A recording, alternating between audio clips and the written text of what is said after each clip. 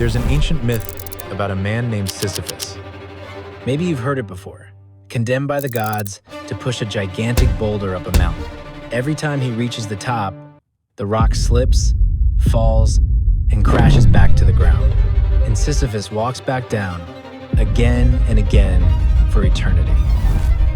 For thousands of years, people have used his story as a symbol of hopelessness, of wasted effort, of struggle without meaning.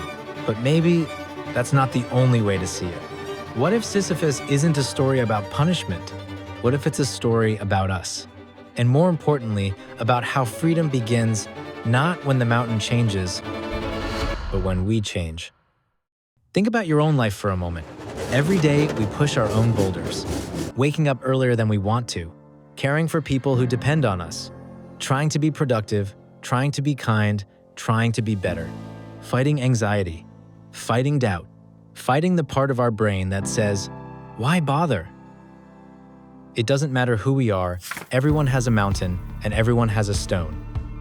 Maybe your boulder is the pressure to succeed. Maybe it's loneliness. Maybe it's the feeling of always being behind, like life is moving faster than you can keep up. Maybe it's the weight of responsibilities nobody sees, but that you carry anyway. And like Sisyphus, some days you push hard, climb high, get close, and then everything crashes. The progress you made disappears. You slide backward. You start over. And you ask the same question Sisyphus might have asked: why does this never change?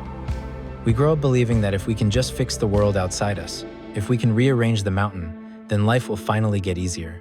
If we can get the right job, or the right partner, or the right opportunity, then the climb won't feel so heavy.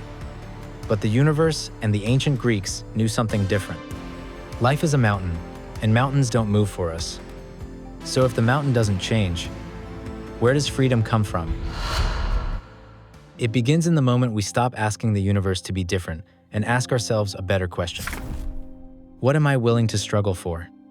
Because struggle is unavoidable.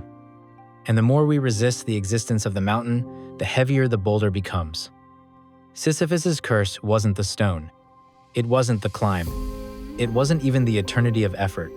His curse was believing he had no choice. Believing the mountain was his enemy, rather than the landscape he lived in. Freedom begins when we realize the boulder doesn't represent punishment. It represents purpose, if we choose it. The question is not, how do I avoid pushing the boulder?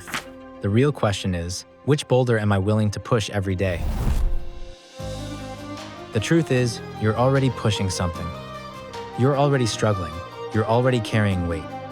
But when you choose what the weight is, it stops feeling like a curse. It becomes your mission. Now imagine Sisyphus again.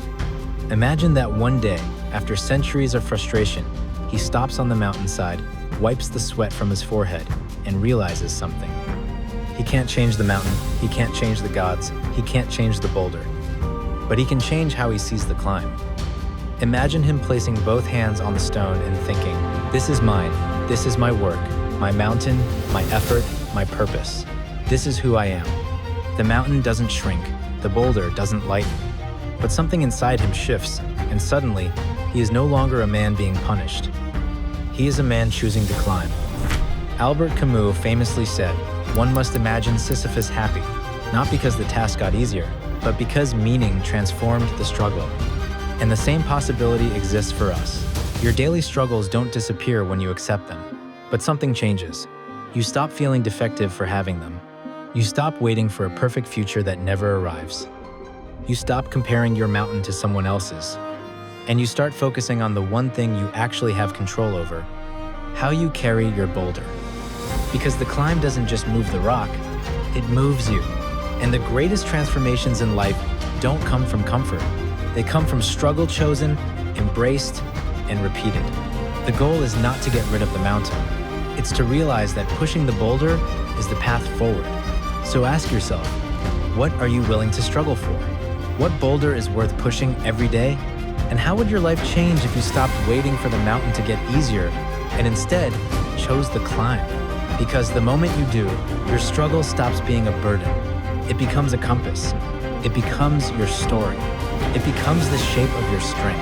And like Sisyphus, once you choose your struggle, Once you embrace the mountain, once you find meaning in the climb, you may discover that the struggle you feared is the very thing that sets you free.